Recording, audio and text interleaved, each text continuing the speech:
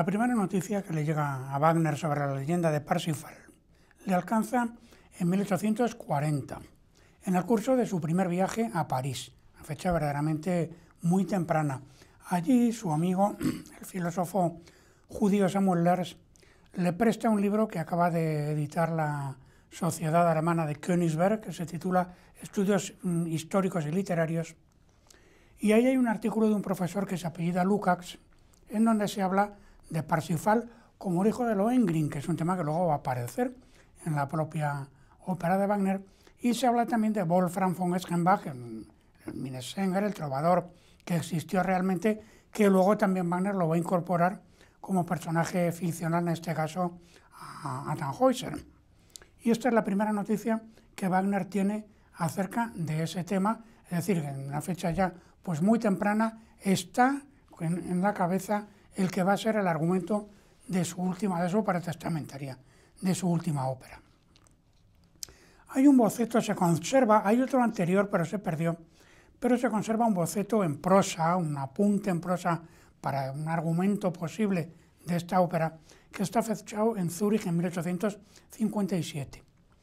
Y ese mismo año, él dice en el libro de su vida, cuenta en su autobiografía, en Mein Leben, cuenta que la idea de Parsifal se le ocurrió en la Spezia, en la Riviera italiana, el Viernes Santo del 10 de abril de 1857, precisamente.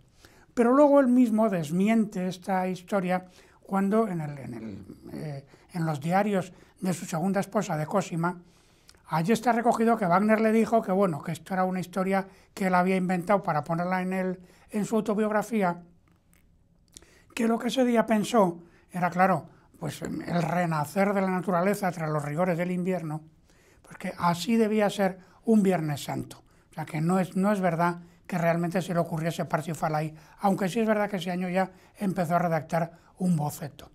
El libreto no lo empezó hasta 20 años más tarde, es decir, el año siguiente a estrenarse la tetralogía. Exactamente lo escribió del 10 de mayo al 19 de abril de 1877. Y es interesante considerar que Wagner retoma otra vez la escritura versificada que había abandonado en el Anillo en favor de la Stabrein, que aquí se alterna con la versificación también. En todo caso, la música la empieza a escribir ese mismo año, cuando acaba el libreto, o sea, como trabajaba siempre, el 17 de septiembre del año 77, y la fecha final en la partitura dice 25 de diciembre de 1881, pero en realidad la acabó el 13 de enero del año siguiente. Pone esa fecha porque es que era el día del cumpleaños de Cosima, de su segunda esposa, pero en realidad a pasar la partitura limpio y algún retoque de la orquestación todavía le llevó 2 semanas más.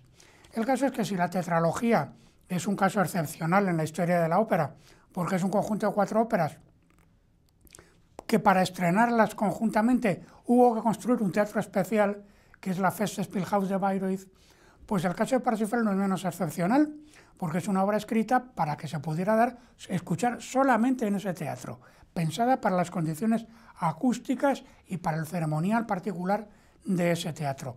Así se hizo desde el estreno, que el estreno tuvo lugar el 26 de julio de 1882, que se lo estrenó Hermann Levy, otro judío, dicho sea de paso, y esto es interesante, porque luego Wagner va a mantener posiciones ferozmente antisemitas, pero en fin, pues se le dieron 14 representaciones, y desde ese día hasta que expiraron los derechos de autor, que era el 1 de enero de 1914, la obra solamente se pudo ver en Bayreuth. Él tenía un privilegio de Luis II para que la obra solo se pudiera hacer allí.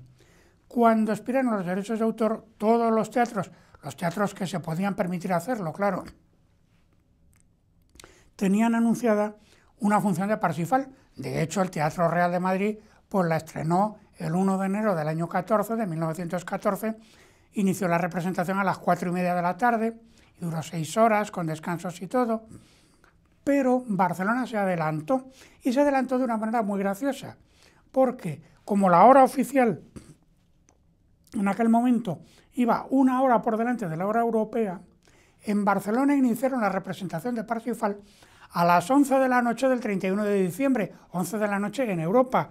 En Barcelona ya eran las 12 de la noche del 1 de enero, y entonces empezaron la representación justamente a las 12 de la noche, y duraron, claro, pues hasta las 5 de la mañana. La cantó Francesc Viñas en catalán, la traducción famosa de Joaquín Pena, en fin, es una efeméride verdaderamente memorable de la que hay que sentirse muy orgullosos.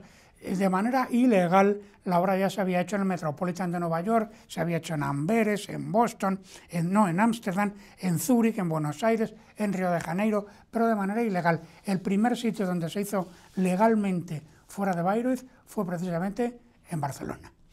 Entonces, las fuentes para Parsifal, aparte ya del famoso artículo al que me he referido, la fuente primera, la versión más antigua de la leyenda, está en Chrétien de Troyes, que la escribe a final del siglo XII.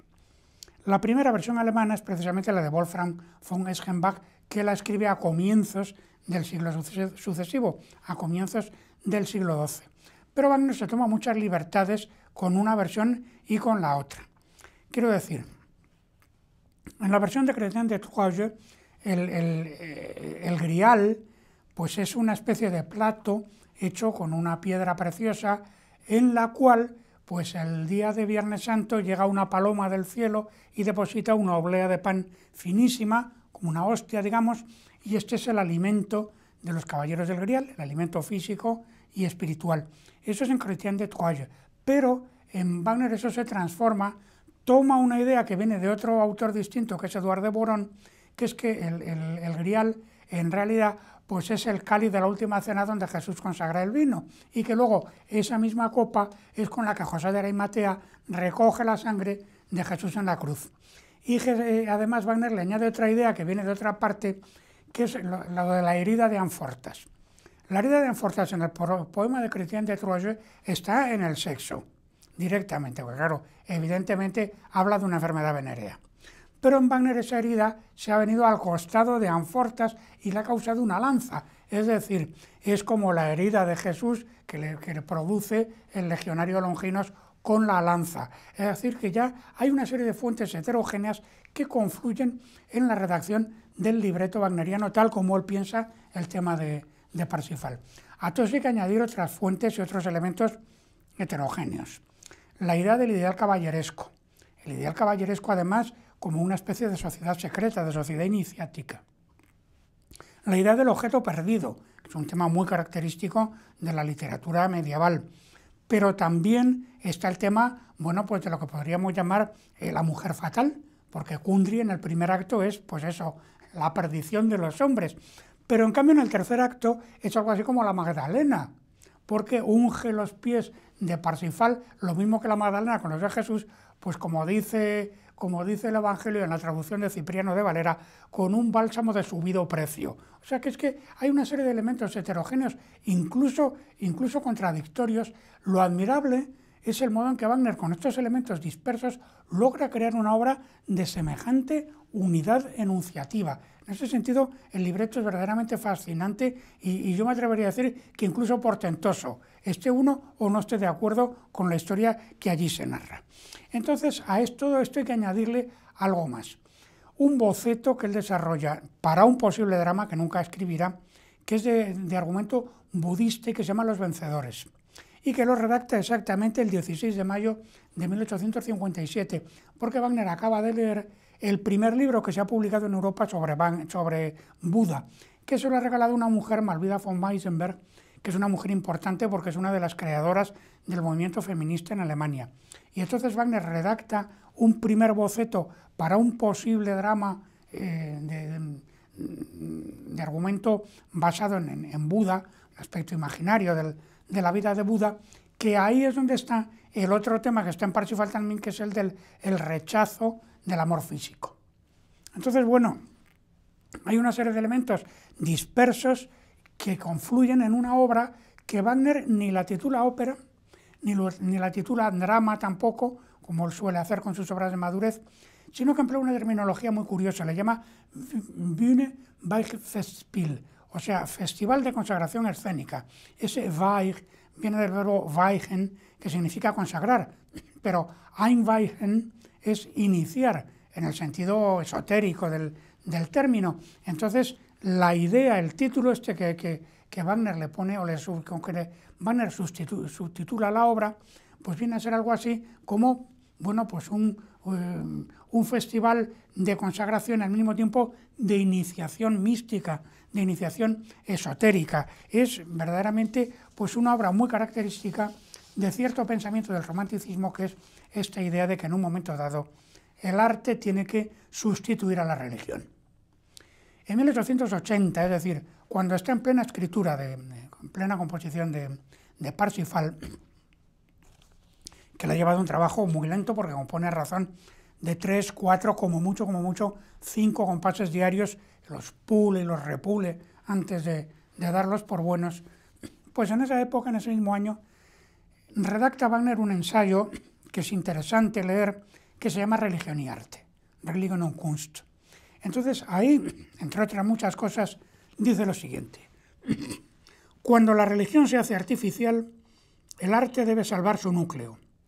Los símbolos que la religión presenta como si fueran hechos ciertos son utilizados por el arte en razón de ese valor simbólico, y a través de sus representaciones el arte revela la verdad oculta que anida en ellos.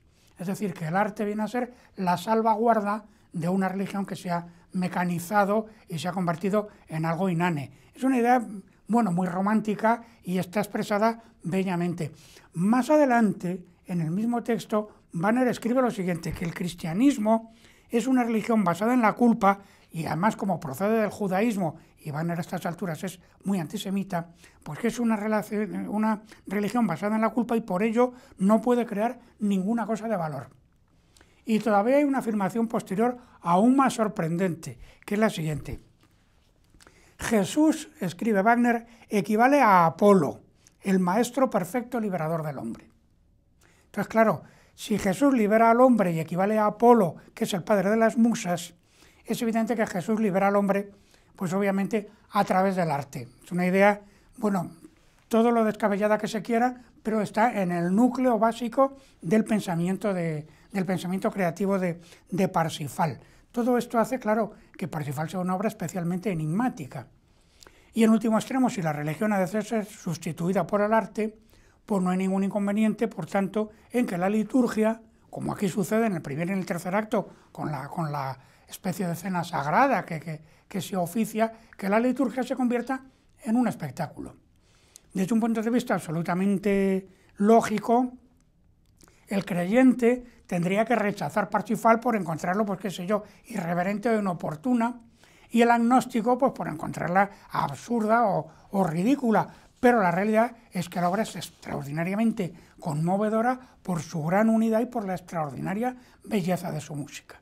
Sobre las interpretaciones del profundo enigma y lo provocadora que es Parsifal, pues hay muchísimas versiones muy contrastadas unas con otras. Por ejemplo, Anton Seidel y también Charles Osborne, que es un biógrafo importante de Wagner, han escrito, y otros más, que Parsifal es el Cristo ario, el Redentor no judío. Peter Gutmann, que es un importante estudioso alemán, ha descrito Parsifal diciendo que es un canto a la homosexualidad sublimada, que también tiene su lógica, porque claro, si Parsifal desdeña el amor físico de Kundry y es para integrarse luego en una sociedad toda ella de hombres, entonces bueno, pues un canto a la homosexualidad sublimada. Bien, Michel Tanner ha escrito, que es un estudioso inglés muy importante también, que Parsifal es el más penetrante estudio de la psicopatología de la creencia religiosa jamás expresado por medios artísticos. Enrique Gavilán, que es profesor de Historia Antigua en la Universidad de Valladolid y hace 3 años publicó uno de los libros más bellos y más penetrantes que se han escrito jamás sobre el significado mítico de las obras de Wagner, describe Parsifal en los siguientes términos. Parsifal, dice, ilumina la oscuridad del pasado, la necesidad de conjurarlo y la imposibilidad de hacerlo. Es un sueño cuyo argumento consiste en mostrar los límites de ese mismo sueño. Todavía un eminentísimo antropólogo, Claude Lévi-Strauss, escribe que Parsifal es el relato de la resurrección de un Dios muerto. Esa idea de la resurrección de lo muerto, de lo cíclico, está en el centro mismo de la obra. Quiero decir, la última frase que se canta, la última frase del libreto de Parsifal dice Erlösung dem Erlöser, redención al Redentor. Y claro, de lo que está hablando, lógicamente, es de esa circularidad del mundo que renace otra vez en la primavera, después de los rigores del invierno, de la misma manera que renace la luz del día después de las tinieblas de la noche. ¿De qué es de lo que redime Parsifal a los caballeros del Grial? Pues evidentemente de la mecanización del ritual. Parsifal es quien recupera y revitaliza el sentido profundo del ritual, es decir, le devuelve el sentido de lo sagrado, entendiendo lo sagrado no como un significante de lo religioso, sino como un significante del pasado que vuelve y sin dejar de ser pasado se convierte en presente y se vivifica. Eso está en la entraña misma de la música de la obra, que la obra tiene una estructura simétrica, es una especie de scherzo diabólico flanqueado por dos grandes adagios contemplativos y a su vez pues es una meditación sobre el sentido del tiempo. De hecho, el preludio de Parsifal es un preludio rigurosamente antisinfónico en el sentido tradicional alemán, porque plantea una nueva temporalidad musical. Se escuchan tres temas y estos tres temas ninguno se desarrolla. Hay un primer tema, una frase larguísima, meditativa, que no está muy claro en qué tonalidad ni qué ritmo tiene. Y de ahí va a salir la música del Viernes Santo, el tema de la lanza, el tema del ágape sagrado. Luego hay otro tema que es el Amén de Dresde, que es de Johann Gottlieb Naumann y que Wagner lo ha utilizado ya en la Prohibición de Amar y lo ha utilizado también en Tannhäuser, y que aquí aparece, le llaman el tema del Grial, pero en realidad es un tema que está relacionado con lo sagrado. Hay un momento en que a Kundry en el primer acto le afean: vives como un animal, te comportas como un animal, y ella dice: ¿es que acaso aquí los animales no son sagrados? Y en ese momento suena el tema del Amén de Dresden. Y luego un tercer tema, que los wagnerianos le llaman el tema de la fe, que es un tema de mucha mayor incisividad rítmica y con una mayor movilidad armónica.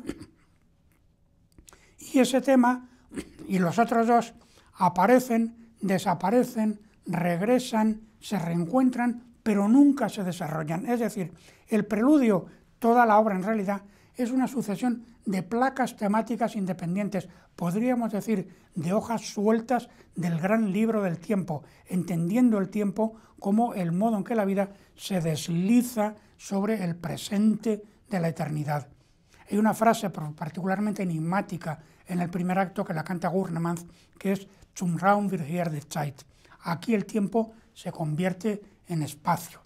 Eso es precisamente lo que sucede en la obra, porque Gurnemann dice estas palabras cuando se encuentra a medio camino junto con Parsifal, que van caminando del bosque sacro al templo del Grial, es decir, del mundo de la tradición oral, el mundo del bosque, donde Gurnemann ha hecho su relato, que al mismo tiempo es una invocación sacral, y por eso ha aparecido Parsifal, que va a ser el Redentor y no tiene la menor conciencia de ello, y después la llegada al templo, que claro, el templo es el lugar de encuentro de los caballeros, es una orden caballeresca que tiene sus normas escritas, es el paso de la cultura oral a la cultura escrita, y evidentemente el papel de la escritura es monumentalizar la palabra. Si de hecho cogiésemos la partitura de Parsifal y la deshiciéramos y la desencuadernáramos y empapeláramos con sus páginas pues todo el espacio del teatro, tendríamos a la vista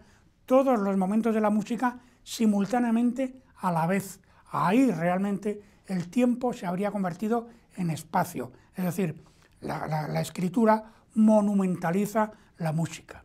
En suma, Parsifal es la meditación más profunda y más penetrante jamás realizada sobre el profundo enigma, el profundo misterio del elemento central constitutivo de la música, más allá incluso del sonido, sobre el significado del tiempo.